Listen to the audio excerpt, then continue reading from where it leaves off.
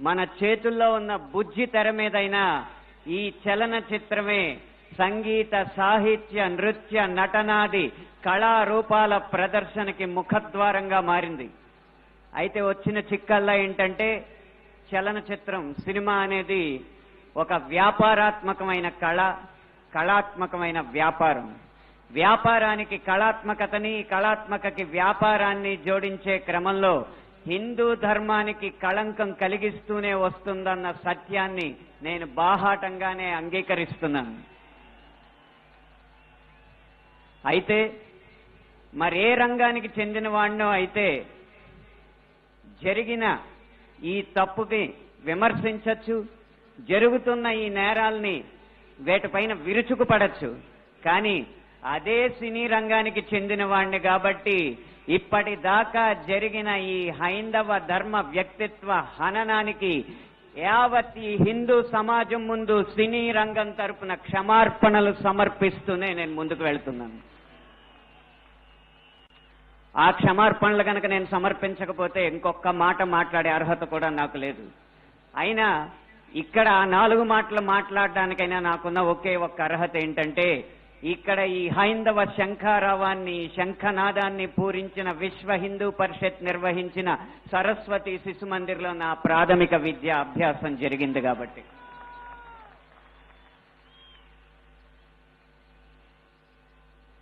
సినిమాల్లో హైందవ ధర్మం మీద దాడి ఎలా జరుగుతుంది, హైందవ ధర్మ హననం ఎలా జరుగుతుంది అనేది ఒక 3 కోణాల్లో 3-4 ఉదాహరణలో క్లుప్తంగా విభజించి వివరించే ప్రయత్నం చేస్తాను.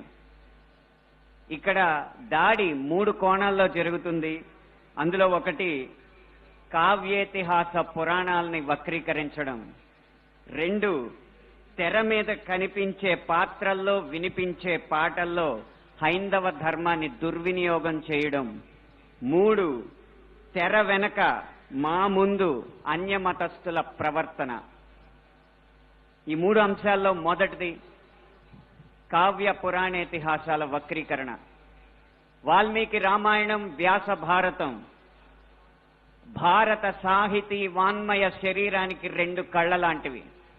కానీ అదే వ్యాస భారతాన్ని, అదే వాల్మీకి రామాయణాన్ని వినోదం కోసం వక్రీకరించిన సందర్భాలు కోకొల్లలు.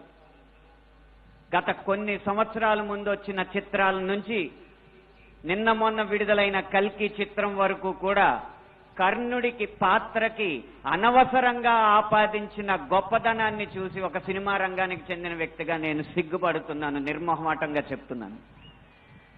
అది కూడా ఈ కృష్ణా జిల్లా గడ్డ మీదే నిలబడి చెప్తున్నాను. అప్పటి చిత్ర దర్శకులు, ఇప్పటి చిత్ర నిర్మాతలు ఇదే జిల్లా వారికి చెందిన వారైనా సరే పొరపాటు అని మనం చెప్పకపోతే ఈ హైందవ ధర్మంలో పుట్టినట్టు కాదు, ఈ హైందవ ధర్మాన్ని ఆచరించినట్టు కాదు, హిందువుగా ప్రకటించుకోవడం వ్యర్థం అని చెప్పి ఘంటాపథంగా తెలియజేస్తున్నాను. ఇప్పుడు ఈ సభలో, ఈ గొప్ప సభలో సత్యవాణి గారిని అభినవ ద్రౌపదిగా వక్తలు అభివర్ణించారు. ఆవిడే ఒప్పుకుంటారా? నిండు సభలో ద్రౌపదిని వలువలు వలచండి అని సలహా ఇచ్చిన కర్ణుణ్ణి సూర్యుడు అంటే సత్యవాణి గారు లాంటి మహిళా మండలి ఒప్పుకుంటారా?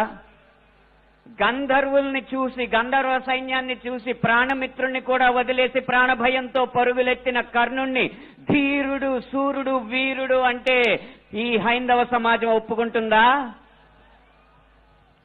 ఇలా ఎన్ని విధాలు చూసినా దానంగా వచ్చిన రాజ్యంలో తనకొచ్చిన కొద్దిపాటి సంపదని ఏదో దానాలు చేసినంత మాత్రాన ధర్మరాజంత